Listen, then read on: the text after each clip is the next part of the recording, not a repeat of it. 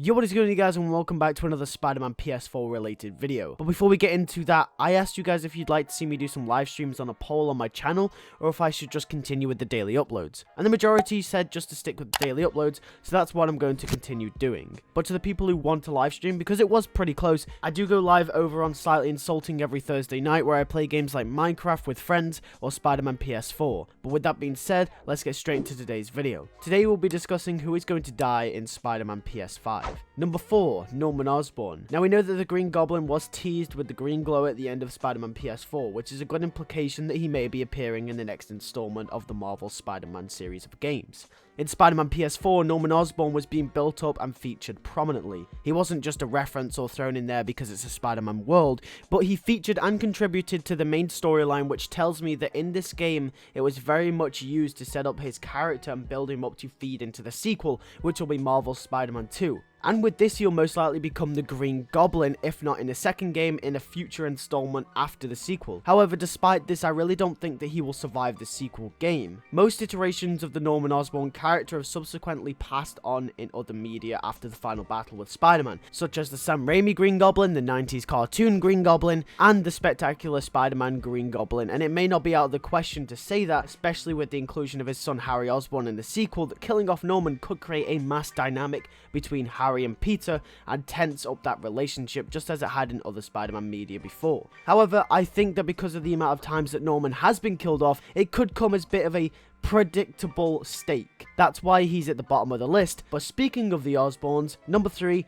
Harry Osborn. Harry also has been rumored to be the second main villain to show up in the sequel as fan favorite Venom, but this also does raise the question, could he die? Now, I'm not saying the villains will die for the sake of dying, but he could pass as a subversion of an expectation. We know Harry is ill and he's sick, and that's why he gets the Venom symbiote to help him survive. While Harry could get better and have his relationship be back on track with MJ and Peter, only for his downfall to start when the Venom symbiote takes control and Spider-Man has to bring him down. Let's say it's an epistemic knowledge between Peter and Harry that they know who each other are by their final encounter. This could be an emotional final stake between two best friends, and I think it could lead to Harry eventually being killed off to set up an emotional final arc for Peter Parker in the third game. This would have been saddening as Harry would have made a swift recovery just to plummet right back down.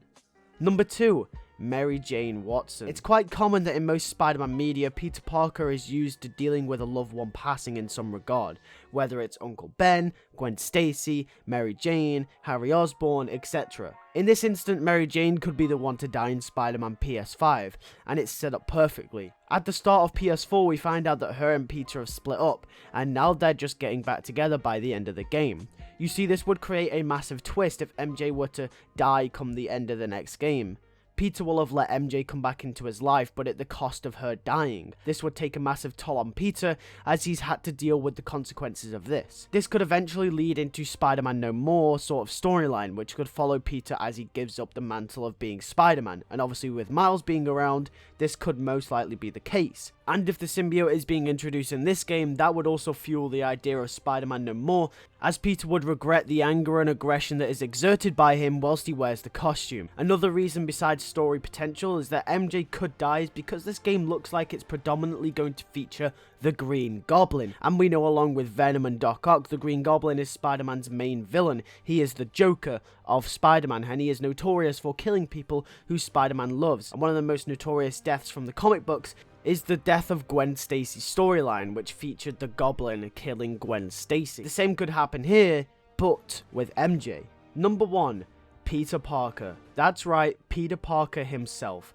With the introduction of Miles and it looking like that this game will feature Miles a lot more than it did the first, with some rumors even claiming that he'll be a playable character in free roam in the sequel, it's not out of the question that Insomniac and the story team go with the Ultimate Comics route, which is also where Miles was actually first introduced, and then kill off Peter Parker in an epic battle and then have Miles take over as the main character for the third game or future games. But who kills Peter Parker in the Ultimate Comics, you ask? Where Miles was introduced?